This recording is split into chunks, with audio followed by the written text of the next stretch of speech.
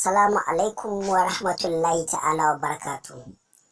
Barkanku da zuwa wannan tasha tamu mai suna Hausa News TV. Har kullum muna ƙara sanar da ku cewa kada ku manta ku danna subscribe, sannan ku danna alaman ƙararrawa domin samun sababbin shirye-shiryen mu a koda yaushe.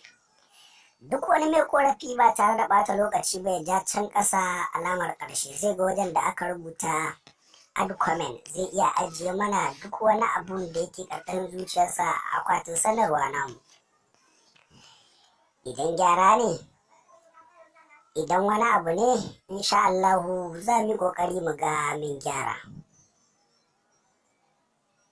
Wannan tasha ta mu ta Hausa News za mu ci gaba da kawo muku labaran duka abin da yake faruwa a faɗin duniya. Kamar yadda muka yi ƙoƙari muka ce za mu sanar da ku abin da yake faruwa da jaruma Zainab Indomie.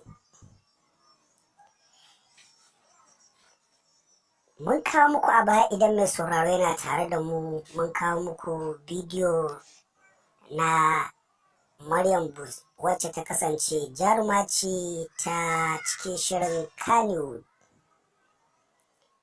Sannan daga bisani muka ƙara kawo muku bidiyo na Bello Muhammad Bello da Rahama Sadau.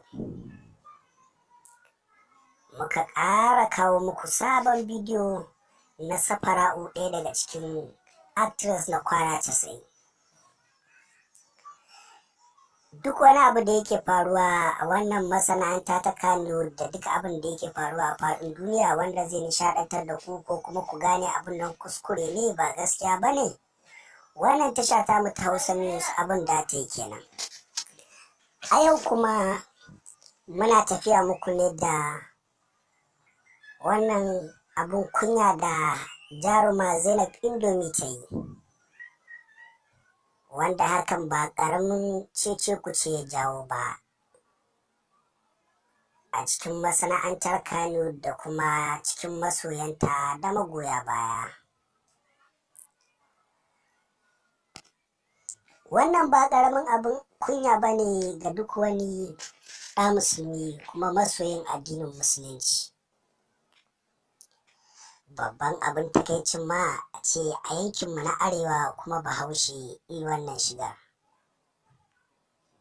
Ba ma iya nan ba, a ce mutumin da aka san shi ne a faɗin duniya, wannan abin ba ƙaramin abin kunya ba ne. Ya kamata iyaye mu gane cewa wannan tasha ko in ce wannan masana'anta ta Kannywood, kamar yadda muka samu comment daga wani mai suna Saifullahi Usman yana cewa Assalamu alaikum, ya kamata mu gane manya, yara, ƙanana, ya ce da dukkan 'yan uwa musulmai, ya ce ina son ɗan ja hankali ne a taƙaice.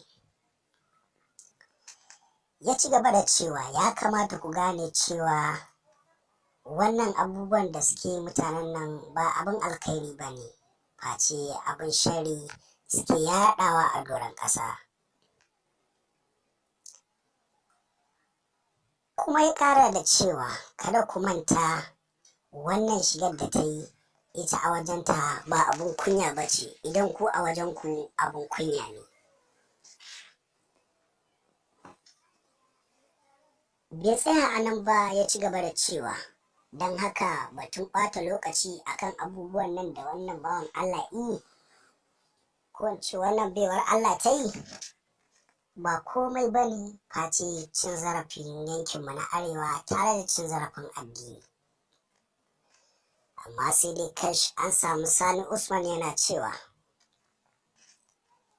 ai an ce kar ka yi amfani da faɗin malami.